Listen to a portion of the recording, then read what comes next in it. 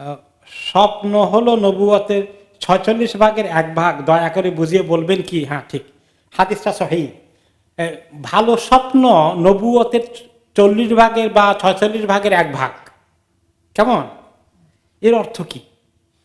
তার মানে হচ্ছে দুনিয়াতে ওয়াহি আসে, আল্লাহ তাআলা খবর দেন। ওয়াহি বিভিন্ন তরিকায় আসতো।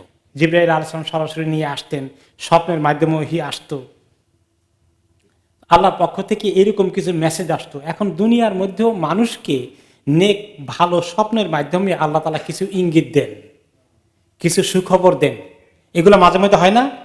তো এটা একটা সত্য ভালো জিনিস, আল্লাহর পক্ষ থেকে একটা দান। এই জন্য বলা হয়েছে যে যেহেতু ওয়াহি স্বপ্নে আসে, মানুষের ভালো স্বপ্ন দেখে, একটু তার কাছে সিমিলারিটি কিছু একটু জিনিসের অংশের মতো পাওয়া গেল, এটা নবুয়তের কিছু না আসলে, কিন্তু আল্লাহর পক্ষ থেকে আপনার কাছে একটা মেসেজ আসছে, এই কাজটা করো কি করো না, এই জাতীয় কিছু একটা আপনি পেয়ে গেলেন, আল্লাহ তাআলা আপনাকে গাইড করলেন।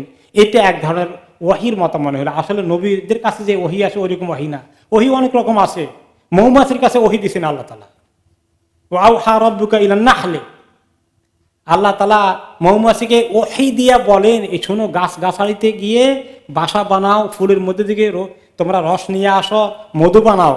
আল্লাহ তাআলা ওহি নাযিল করেন তাদের কাছে। ওগুলো কি নবুয়তের ওহি নাকি? তো স্বপ্নের মাধ্যমে আপনি কিছু একটা আল্লাহর কাছ থেকে যে পেলেন, এইটাকে এখানে ইঙ্গিত করা হয়েছে। এটা তুমি ভালো স্বপ্নকে, এটা সুসংবাদ মুমিনের জন্য, এটা গ্রহণ করতে পারো।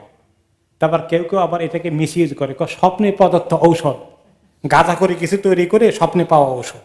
হ্যাঁ, এটার কি ফজিলত? এগুলো সব 2 নম্বরই করা কারবার।